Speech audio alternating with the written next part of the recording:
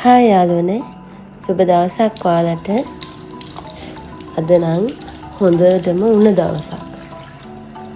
උණ හැදිලා හරි අමාරුවෙන් තමයි ඉන්නේ. ඉතින් මම හිතුවද හොඳට කටට සැරට දැවිල්ලට බැදුමක් හදන්න ඕනේ කියලා. මොකද හරි අමාරුයිනේ කෑම කන්න උණ හැදුනම. ඉතින් මං අල එකක් අරගෙන ඒක හොඳට මේ වගේ පෙති කපලා අරන් මේක ලුණු ගෙඩියකුත් මේකට කපලා දානවා. තක්කාලිත් දානවා. දාලා මේක හොඳ සැරට දැවිල්ලට බැදුමක් හදන්න කියලා තමයි ලෑස්ති වෙන්නේ. තක්කාලි ගෙඩි 3ක් විතර ගත්තම ඒකත් මෙහෙම කපලා අරගෙන ලෑස්ති කරගන්නවා. කපලා කොටලා ඔක්කොම ටික බැදුමට අවශ්‍ය දේවල් ටික.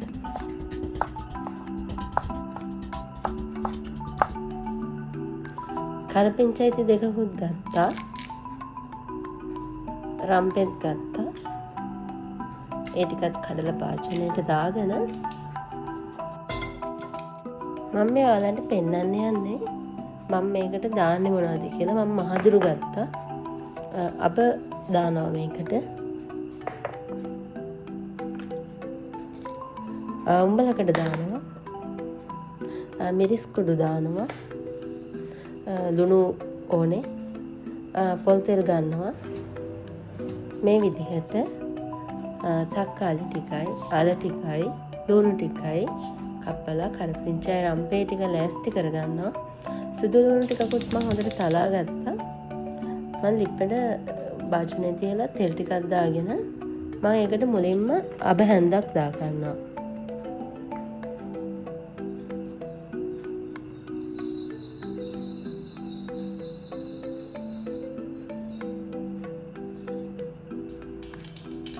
අබ ටික හොඳට කරවේගෙන එනකොට ඒකට මම සුදු ලුණු ටික දාලා පොඩි වෙලාවක් ඒක තෙලේ සුදු ලුණු ටික බැද ගන්නවා.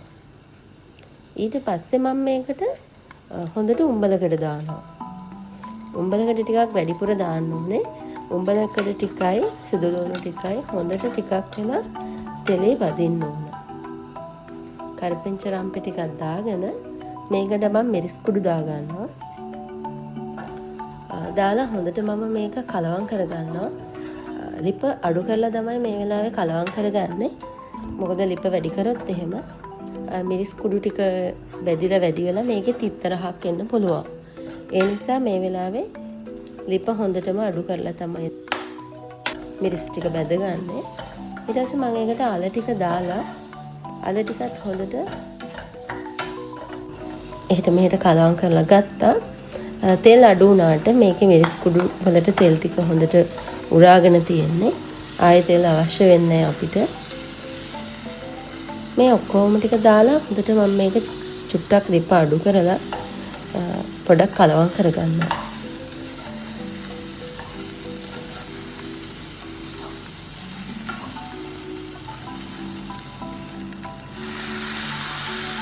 වතුර චුට්ටක් දාලා මම මේක වහලා හොඳට තැම්බෙන්න තියාගන්න ඕන. මම මේ වෙලාවේ ලුණු ටිකක් දා ගන්නවා. මට ලුණු දාන්න අමතක වෙලා තිබුණේ. දාලා මේක මේ විදිහට චුට්ටක් ආයෙත් කලවම් කරලා මේක ලිප අඩු කරලා වහලා තියාගන්න ඕනේ. හැබැයි මම ඒ දැම්මට වඩා තව වතුර චුට්ටක් දැම්මා. මොකද අල ටික තැම්බෙන්න ඕනනේ. ඉතින් මේ වෙලාවේ මෙන්න මේ විදිහට තමයි තියෙන්නේ. ග්‍රේවි ගතියක් තියෙනවා. මම හදන්නේ පොල් සම්බෝලයක් හදාගන්න. මේ වෙලාවේ හොඳටම වැස්ස. ඉතින් මට හිතුණා මේක තමයි ගැලපෙනම බෙනුව එක මේ වෙලාවේ කියලා. අර එකත් හොඳට තැම්බිලා ඒක හැදීගෙන එනවා. ලිප අඩු කරලා තියලා තියෙන්නේ. පොල් සම්බෝලේ කොටන්න මේ වෙලාවේ බෑ. ගොඩක් මහන්සි දවසක්, අමාරු දවසක්. මම මේක පොල් සම්බෝලේ අනලා ගන්නවා හොඳට.